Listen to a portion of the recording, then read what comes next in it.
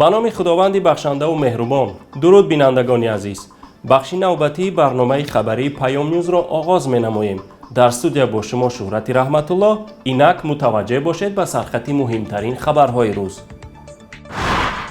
شکستانی قسم قانونی به مансабдорону و وکیلان ҷавобгарие надорад. ҳамсарони имомхатибони Кӯлоб муваззаф шуданд назди Пешво бирақсанд. қароргоҳи намояндагии созмони амният ва ҳамкории Аврупо дар Тоҷикистон баста хоҳад шуд. Вазири корҳои хориҷии Тоҷикистон Сироҷиддин Аслов ба Белгия рафт. модаре дар асорати режими хуношом. имрӯз дар ҷаласаи иҷлосияи сеюми маҷлиси намояндагони маҷлиси олии Тоҷикистон маросими савгандёткунӣ сурат гирифт. вакилон бо навбат ба минбар баромада бо гузоштани дасти рост ба конститутсия матни савганди тасдиқшударо хонданд. аввалин шуда савгандро раиси маҷлиси намояндагони маҷлиси олии ҷумҳурии Тоҷикистон Шукурҷон Зуҳуров ёд кард. савганд ёд мекунам ки манфиатҳои миллат ва давлатро аз ҳама боло гузошта тамоми нерӯ, дониш ва таҷрибаамро барои рушди иқтисодӣ ва иҷтимоии кишвар, таъмини ҳуқуқу озодиҳои инсон ва шаҳрванд равона сохта дар таҳия ва қабули қонунҳо содиқона ва поквиҷдонона иштирок менамоям. мувофиқи қонунгузории нав ба конститутсия ворид шуда, аъзои маҷлиси миллӣ ва вакилони маҷлиси намояндагон пас аз интихоб ё таъинот дар ҷаласаҳои палатаҳо ба мардум савганд ёд карда, аъзои ҳукумат баъди таъинот аз ҷониби президент ва тасдиқи фармон ба содиқ будан ба президент савганд ёд мекунанд ва ин маросим дар ҷаласаи муштараки ҳарду палатаҳои парлумон сурат мегирад.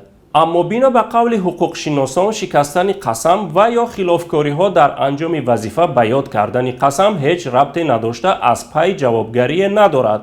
узви маҷлиси намояндагони маҷлиси олии ҷумҳурии Тоҷикистон Азизмуҳаммад Холмуҳаммадзода ба хабарнигорон ба саволи шикастани қасам чӣ паёмад хоҳад дошт гуфта аст.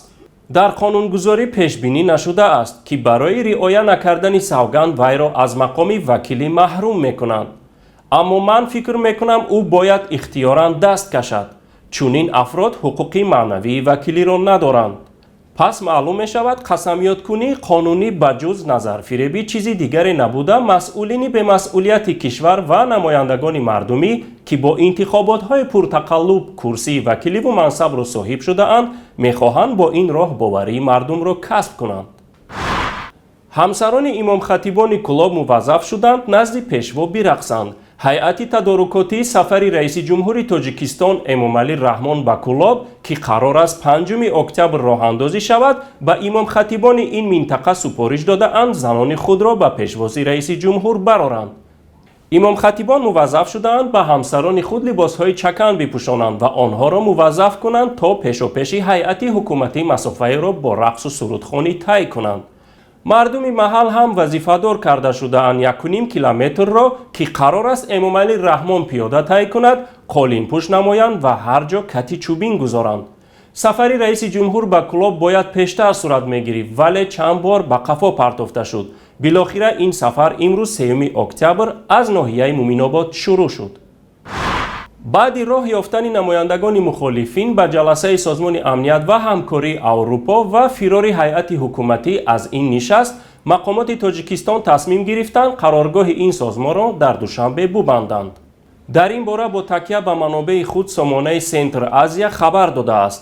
ин нашрия иддао кардааст ки тасмими бастани қароргоҳи созмони амният ва ҳамкории Аврупо дар ҷаласаи охирини ҳукумати Тоҷикистон гирифта шудааст.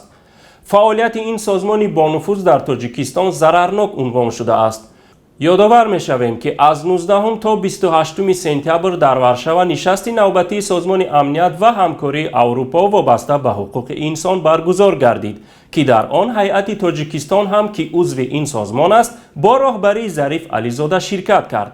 در قطار هیئت حکومت نمایندگان حزب و حرکت‌های مخالف از جمله حزب نهضت اسلامی تاجیکستان، گروه 24 و انجمن نیروهای سازنده تاجیکستان نیز شرکت نموده با هیئت حکومت وارد بحث شدند. پس از 3 روز نشست، هیئت تاجیکستان با نشان اعتراض نشست را ترک گفته به دوشنبه برگشت. یک هیئت از تاجیکستان تحت راهبری وزیر کارهای خارجی کشور سیروجیددین اسلوف جهت اشتراک در واخوری نوبتی وزیران کارهای خارجی اتحاد اروپا، آسیای مرکزی و کنفرانس بین المللی عاید به افغانستان به بروسل رفت. واخوری مذکور 4-5 اکتبر سال جاری در شهر بروسل شاهیگری بلگیا برگزار می شود. بنا به اطلاع دفتر مطبوعاتی وزارت کارهای خارجی در رفت چاره‌بینی‌های ذکر گردیده سخنرانی وزیر کارهای خارجی پیش بینی گردیده است که در آن موقع جمهوری تاجیکستان راجع به مسئله‌های مهم همکاری منطقوی و بین المللی انعکاس خواهد یافت. ضمن سفر اینچنین یک زمره واخوری‌های دو جانبه سیروجیددین اسلوف در نظر گرفته شده است. قبلا اطلاع داده بودیم که کمیته دولتی امنیت ملی نوار مراجعت مادر جنت‌الله کامل مسئول بخش اروپای حزب نهضت اسلامی تاجیکستان سیما قولوب را رسانه‌ای کرد که در آن مادر جنت‌الله او را دعوت می‌کند از فشار آوردن بر حکومت دست کشیده به وطن برگردد. در این نوار خاله سیما اینچنین میگوید 20-25 سال است که ما تنج و آرام زندگی میکنیم، یگان کس به ما فشار آوردگی نیست. ولی آیا واقعاً 20-25 سال آخر این مادر تنج و آرام بوده است؟ و آیا این جنت الله است که بیهوده به حکومت بیگناه و مردمی فشار آورده کشور را ناآرام میکند و مادرش را آزار میدهد؟ آیا این مادر هیچ آزار از دست این حکومت ندیده است؟ تماشابینان گرامی، باره به قصه تلخ و جانسوز این مادر که نظیرش کم پیدا می شود از زبان خود جنت الله شاهد آن حادثه ها بشنویم تا ببینیم که حقیقت کجاست و کی به کی فشار و آزار رسانیده است. این حوادث عیناً بین همین 20-25 ساله که مادر میگوید رخ داده اند. انیقترش 24 سال پیش آغاز شده و تا هنوز ادامه دارند.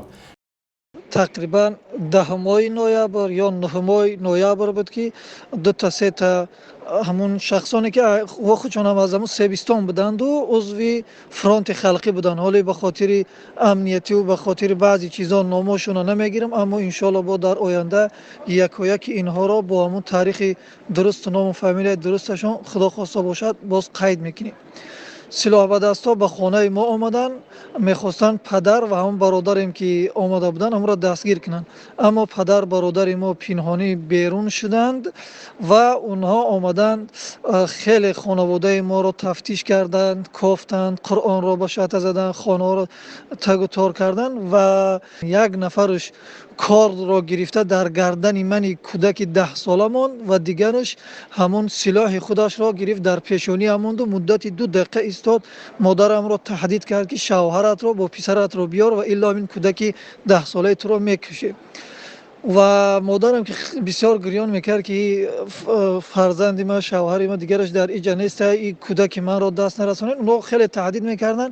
فقط ثانیه های مونده بود که همون انگشتش را زیر کند و با سلاح من را به قتل برساند، اما با گریه و ناله زیادی مادرم این کار را انجام ندادم. شرح مفصل این قصه تلخ را از سامانه پیام نت بخوانید.